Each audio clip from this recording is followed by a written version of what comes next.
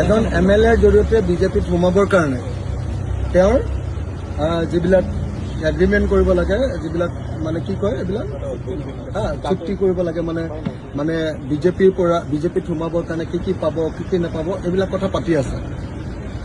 মইতো বিজেপিৰ আটাইতকৈ বিৰোধী হওক। শুনি লওক সেই মানৱ ডেকাৰ লগতে বোলে আকৌ হেৰিয়াৰ সম্পৰ্ক। মই শুনিছোঁ বোলে মানৱ ডেকাই বোলে জেপিকে বিজেপিলৈ নিবলৈ কথা পাতি আছে। মোকতো মাতি নি মানৱ ডেকাই সেইটোৱে কৈ আছিলে যে জেপি আহিব, অখিল আমাৰ কথা আধা হৈ গৈছে, মই লাগি আছোঁ, তাৰ কিবা ৰাস্তা চাস্তা কেইটামানৰ কাম কৰি দিব লাগিব। মানৱ ডেকাই সেইটোৱে ক'লে মোক মাতি নি।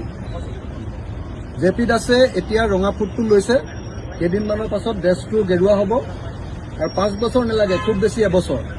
জেপি দাস বিজেপিলৈ যোৱাটো খাটা। মানৱ ডেকাই ইতিমধ্যে কিবা কিবি দিবলৈ আৰম্ভ কৰিলেই বুলি মই শুনিছোঁ। খবৰ লওক হয়নে নহয় আপোনালোকে? জেপি দাসে কথা বিধানসভাত যদি কয়ো কিবা ৰিজাল্ট আছে নেকি? আজি যে কৈ আছিলে, ক'বই জানেনে? প্ৰশ্নটো উঠাবই জানেনে? ব্যাখ্যাই কৰিব জানেনে? নে তাৰ ছাবষ্টেঞ্চে ভালকে ক'ব পাৰে? গতিকে তেওঁলোকে শুই থাকে, মই মাত মাতো, কিন্তু সেইকাৰণে মোৰ ওপৰত খং। আপুনি চাব যে আজি আমাৰ বিধানসভাখনৰ মান একেবাৰে অনুন্নত হৈ গৈছে। প্ৰশ্ন সুধিলে সঠিক উত্তৰ নিদিয়ে, মই সেইটো উত্তৰ ধৰো।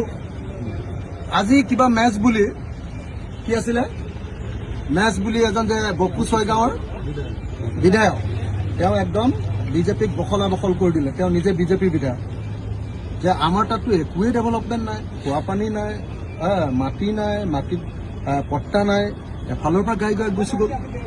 মই এনেকে হাত তালি বজাই ক'লো যে অধ্যক্ষ ডাঙৰীয়া এইকেইটা নোট কৰক, আৰু ইয়াৰ পাছত এইখন চৰকাৰ জীয়াই থকাৰ, এইখন চৰকাৰে ক্ষমতাত থকাৰ অধিকাৰ নাই।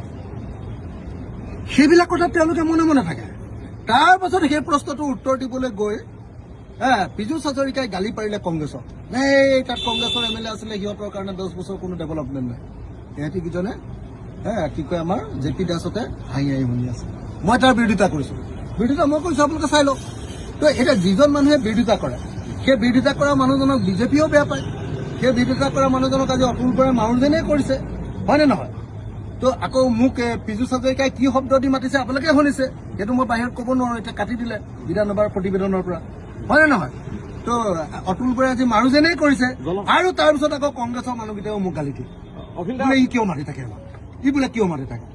তোমালোকে নিমাতি কইনা হৈ থাকিবা আৰু মই মনে মনে বহি থাকিম।